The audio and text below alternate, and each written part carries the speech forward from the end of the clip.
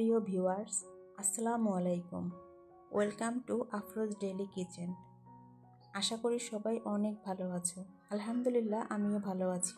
আজকে আমি তোমাদের সাথে শেয়ার করব তেল ছাড়া গ্যাসের চুলায় পারফেক্ট কেক তৈরির রেসিপি।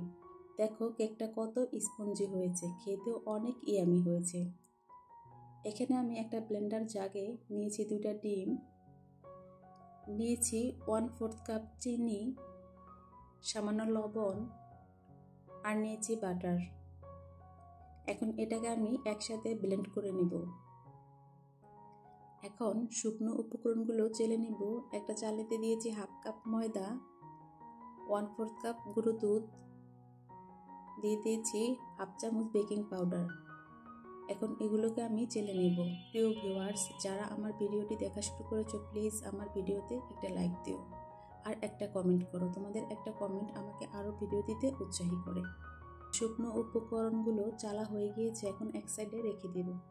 এখন একটা বাটিতে ট্রান্সফার করে নিয়েছি ব্লেন্ডার করা ডিম, দুধ আর বাটার।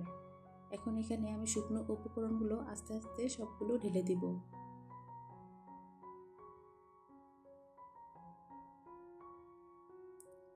এখন সব উপকরণগুলোকে ঘুরিয়ে ঘুরিয়ে একসাথে মিশিয়ে নেব। মিশানো হয়ে গিয়েছে।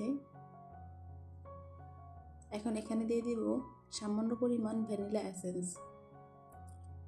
ভ্যানিলা এসেন্সটাকে কেকের ব্যাটারের সাথে ভালোভাবে মিশিয়ে নেব।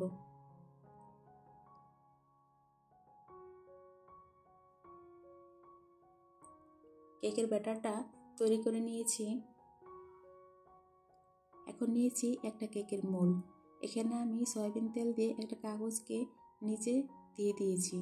এখন এখানে আমি কেকের ব্যাটারটা ঢেলে দেব।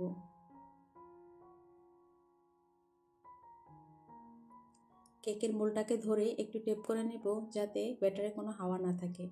এখন আমি এখানে দিয়ে দিব কিছুটা সুইট বল।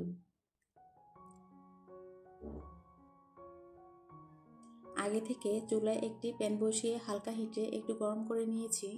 এখন এখানে দিয়ে দিয়েছি কেকের ব্যাটারটা।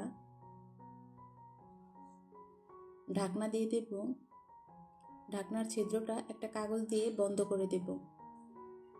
হালকা আঁচে আমি কেকটাকে 40 মিনিট পর্যন্ত কুক করে নিয়েছি। এখন একটা শলা দিয়ে আমি কেকটা ঠিকমতো হয়েছে কিনা চেক করে নিয়েছি। কেকটা ঠিকমতো হয়ে গিয়েছে। এখন এটাকে আনমোল্ড করে নেব, তাই ছুরি দিয়ে চারপাশ থেকে ছাড়িয়ে নিচ্ছি।